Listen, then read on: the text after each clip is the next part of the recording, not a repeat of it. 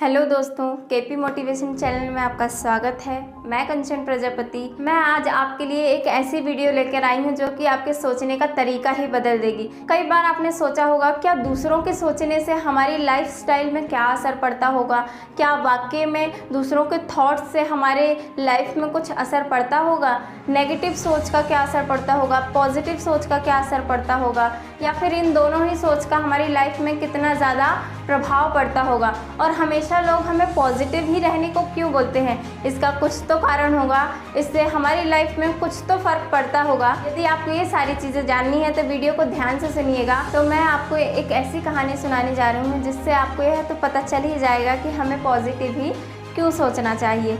एक बार की बात है, एक राजा अपने सेनापति के साथ जंगल की ओर सैर करने के लिए जा रहे थे।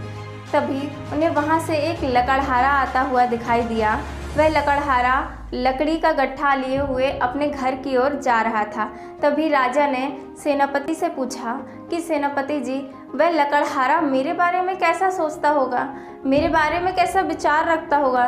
तभी सेनापति ने राजा से बोला, महाराज, जैसा आप उसके बारे में सोचते होंगे, जैसा आप उसके बारे में विचार रखते होंगे, वैसा ही वह आपके बारे में भी सोचता होगा। तो राजा बोले, अच्छा ऐसा होता भी है, चलिए देख लेते हैं। तभी सेनापति से बोला कि आप जाओ और पता करो कि वह लकड़हारा मेरे बारे में कैसी सोच रखता है।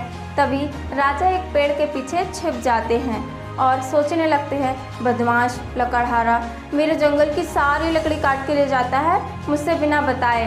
अब तो मैं कल इसे महल में बुलाकर फांसी की सज़ा सुनवा दूंगा। इतने में सेनापति उस लकड़हारे के पास पहुंचता है और बोलता है, हे लकड़हारा, क्या तुम्हें पता है आज हमारे राज्य के राजा जी का देहांत हो गया।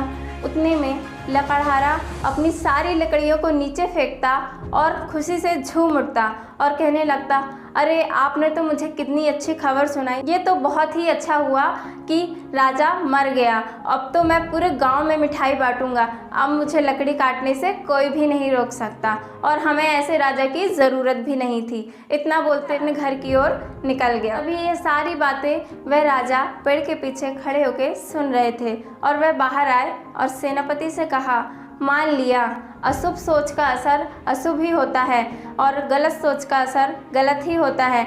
अब ये हुआ नेगेटिव सोच का असर। अभी तो अच्छा सोच का असर जानना है कि अच्छी सोच हमारे जीवन में क्या प्रभाव डालती है। तो चलिए, अब बारी है शुभ चिंतक की। फिर वह दोनों अपने रास्ते की ओर निकल जाते हैं और वहाँ से एक वृद्धा औरत आती हुई दिखाई देती है। फिर से राजा एक पेड़ के पीछे छुप जाते हैं और ये सोचने लगते हैं, बेचारी वृद्धा औरत, उससे ठीक से चलते भी नहीं बनता, लकड़ी के सहारे चलती है, लेकिन बेसहारा है, अपना पेट पालने के लिए काम करती है। मुझे इस पर बड़ी ही दया आ रही है। अब मैं एक काम करूँगा, इस वृद्धा औरत को कल महल में बुलवाकर इसके भरण पोषण का व्यवस्था करवा दूँगा। इतना सोच ही रहे थे महाराज कि सेनापति उस बूढ़ी माँ के पास पहुँच गए और बोला, हे बूढ़ी माता, क्या तुम्हें पता है आज रात हमारे राज्य के राजा जी का देहांत हो गया। इतना सुनते ही वह बूढ़ी औरत फूट फूट कर रोने लगती है और कहने लगती है, हे भगवान, तूने ऐसा क्यों किया। तुझे प्राण लेने थे तो मेरे ले लेते, हमारे इतने अच्छे दयालु राजा के प्राण क्यों लिए।